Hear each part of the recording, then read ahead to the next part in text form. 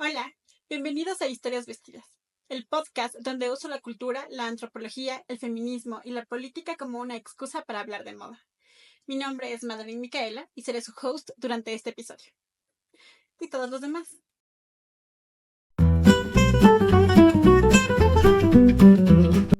Bueno, hoy vamos a chismear un poco sobre un tema patriótico, la verdad.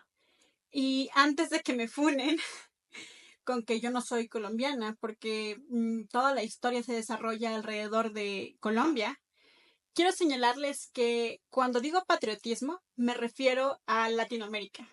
Me refiero al amor que una persona siente por el lugar al que pertenece.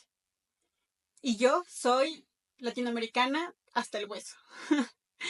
Entonces, con esto claro, hablemos de la vez que todo el mundo se opuso a que Gabriel García Márquez asista a los premios Nobel usando una vestimenta totalmente distinta a lo que exigía la ceremonia. La primera vez que escuché sobre este suceso tenía 10 años. Estaba en clase cuando mi profesor me contó a la vez que casi no dejan entrar a Gabriel García Márquez a la ceremonia de los Nobel de 1982, porque usó una guayabera en lugar de un traje de etiqueta. Y yo lo creí toda la vida. Me imaginé un escenario nocturno y un palacio rodeado de luces doradas para guiar el camino de las personas. Todos los hombres fueron vestidos de smoking y las mujeres llevaron largos vestidos de seda y colores nocturnos. Y por allí, subiendo las gradas, un hombre de aspecto agradable, único, no solo en su presentación vestida, sino en todo aquello que él manifestaba y defendía, discutía con los custodios del evento que le cerraron el paso por la falta del frac. Sí, yo sé que eso no ocurrió, pero tenía 10 años cuando mi profesor me contó esa historia. Y supongo que no pregunté más porque los huecos de forma los llenó mi cerebro con rápida imaginación.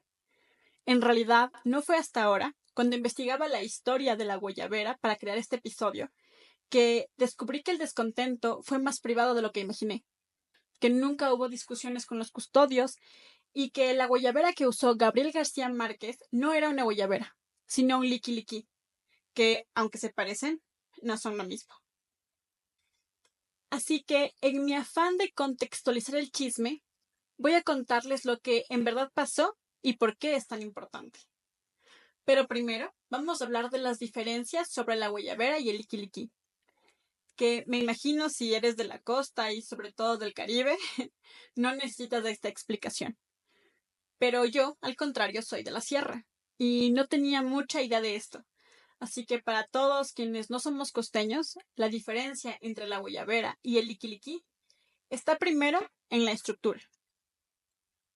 La guayabera es una camisa un poco suelta, relajada. La mayoría de veces tiene una manga corta, aunque también puede ser larga, y se usa sobre los pantalones. En cambio, el liquiliqui es un conjunto a juego de pantalones y chaqueta cerrada y de cuello alto. Y ya si queremos discutir un poco entre nosotros, debo decir que el origen de la guayabera está bastante reñido, pero en general nació en el Caribe, mientras que el liquiliqui nació en Venezuela y Colombia. Y gracias a una enorme cantidad de apariciones políticas y culturales, tanto la guayabera como el liquiliqui se utilizan en contextos formales. Aunque debo decir que la guayabera también se puede usar en otras situaciones. No es como de uso estrictamente formal. Y volviendo a nuestro chisme, fashion, desde el primer momento que Gabriel García Márquez se enteró que había ganado el Nobel de Literatura, supo que no usaría un smoking para asistir a los premios. Detestaba el frac. Durante varias entrevistas y redacciones posteriores a esa noche, el Gabo había dejado claro que nunca pensó recibir el galardón vestido de smoking o de zombie, que para él era lo mismo. Y eso ha quedado claro en un sinnúmero de entrevistas y redacciones. Durante una de esas entrevistas, específicamente en Radio Habana, Cuba, Gabriel había mencionado, y lo cito, nosotros, culturalmente, no tenemos nada que ver con el frac.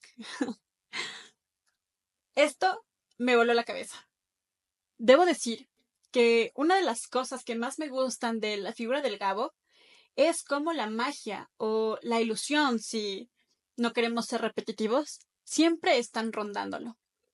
En otra entrevista, esta para el Semanal de Madrid de 1991, señaló que su desaprobación al frac tiene que ver con que es una prenda que llama a la mala suerte para que merodeen la vida de las personas que están a su alrededor, al igual que los caracoles detrás de las puertas y los acuarios dentro de las casas. Me adentré en las profundidades de Internet para averiguar por qué el Gabo decía que el frac, los caracoles y los acuarios dan mala suerte, pero no encontré mucho más que los caracoles son naturaleza muerta que arroja el mar, y por lo mismo no le aportan ninguna energía a la casa. Ya si queremos una explicación menos mágica sobre esto, pues los caracoles pertenecen a un ecosistema totalmente diferente y almacenan microorganismos y bacterias ajenas a una sala de estar. Así que supongo y quiero creer que la mala suerte que el Gabo le atribuye al frac se refiere a la imposición cultural que representa para los pueblos latinoamericanos.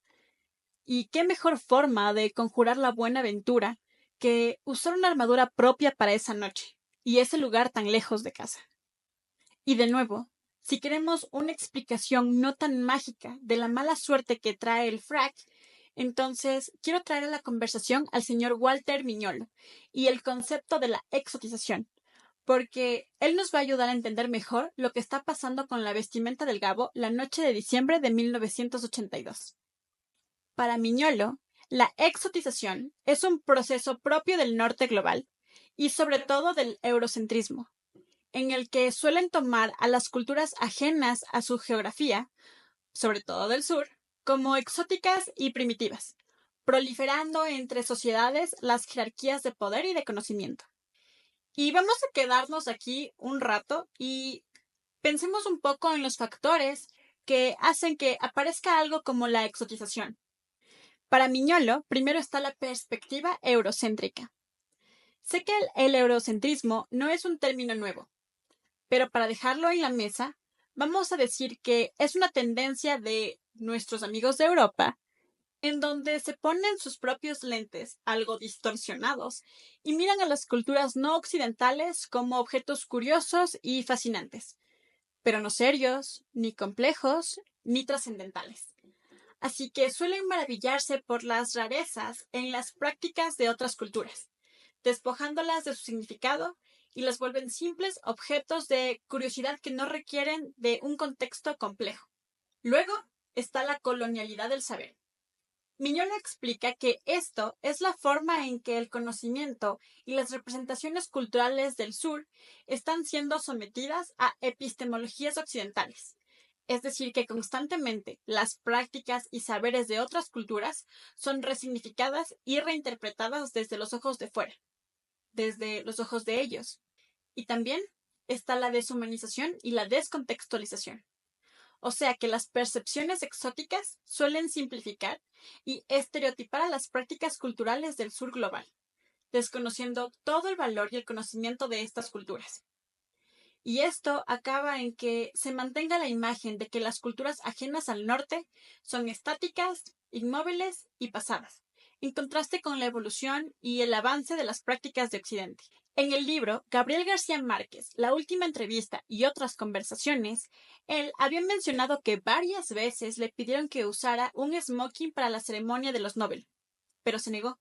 Y antes de continuar chismeando, quiero que nos centremos un momento en la percepción de Licky Licky.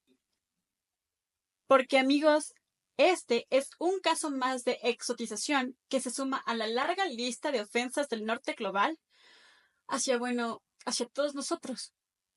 Y yo imagino que Gabriel García Márquez pensó en el frac como un conjuro para los pueblos latinoamericanos, impuesto a este territorio como una forma de olvidarse a sí mismos en un escenario donde es tan fácil perderse y tan difícil recordar quién eres y de dónde vienes, como es este sistema dominado por el norte global. Un par de meses antes de la Gran Noche, específicamente en octubre de ese año, el Gabo fue entrevistado por Jacobo Zabludovsky, un periodista mexicano, en el que le dijo que está determinado a no usar el smoking. Citando sus palabras, él dijo: "El traje obligatorio es del frac. pero en la Academia Sueca aceptan que los hindúes vayan con su traje nacional. Yo estoy dispuesto a demostrar que la guayabera es el traje nacional del Caribe y que tengo el derecho de ir vestido así. Con tal de no ponerme frac, soy capaz de aguantar el frío. Sé que hindúes es una religión y que indio es el gentilicio de la India. Y es que, después de toda la resistencia que le pusieron para que no usara la guayabera durante esa noche, yo imagino que se volvió personal para el Gabo el uso de su traje tradicional. Así que fue allí con él como una forma de representar su identidad caribeña y latinoamericana. Es así que durante aquella noche invernal del 10 de diciembre de 1982, en Suecia, mientras todos los importantes nombres que gobiernan la escena académica del momento se uniformaron con un frac y un smoking, y los pasillos de estilo Art Deco de la sala de conciertos de Estocolmo fueron decorados con las rosas de San Remo, el Gabo fue envuelto en su traje blanco de lino a juego. La vestimenta del Gabo fue un acto deliberado de orgullo y afirmación identitaria. Su decisión fue aplaudida por el mundo y, por supuesto, mucho más en el contexto latinoamericano. Este es otro de los puntos que discute Walter Miñol, la resistencia y reapropiación. Por mucho tiempo, las comunidades del sur global hemos adoptado a las representaciones exóticas como propias, y mucho más en el contexto de la vestimenta en América Latina. Y amigos, para ser claros, la exotización no es algo que nos favorezca. La exotización es una forma de resaltar diferencias y marcar otredades. Y, aunque sea algo duro de escuchar y decir, generalmente nosotros somos los otros. Y en el norte, allá, suelen apalancarse de estereotipos y hechos superficiales para mantenernos fuera de una visión compartida e igualitaria del mundo. Y de vuelta a una perspectiva un poco más mágica, para mí ver a Gabriel García Márquez resaltar en la vasta cantidad de fotografías de aquella noche, rodeado de tantos hombres serios de uniforme de pingüino y mentón contrapicado, es como ver una luz de colonial irrumpir en escenarios y tiempos impensables. Y claramente me llena el corazón de un orgullo que siento que cualquier otro latino siente, aun cuando no lo profundice. Y ya, para cerrar este episodio, quiero decir que si algo nos deja este chisme fashion, es que el entendimiento de nosotros como propios, el entendimiento de nuestras prácticas culturales, artísticas y académicas, es la forma en que podemos subvertir y cuestionar las narrativas exóticas impuestas por alguien más. Porque somos nosotros quienes tenemos el derecho a contextualizar, estudiar y contar nuestra propia identidad y nuestra propia historia. Esa noche, el Liquiliqui rompió con una de las convenciones europeas más fuertes, y el momento en que Gabriel García Márquez recibió su premio marcó un momento histórico para la literatura universal. Cuando dio su precioso discurso, La soledad de América Latina, envuelto entre aplausos, miradas y su liquiliqui blanco, no solo él ganó algo, nosotros también.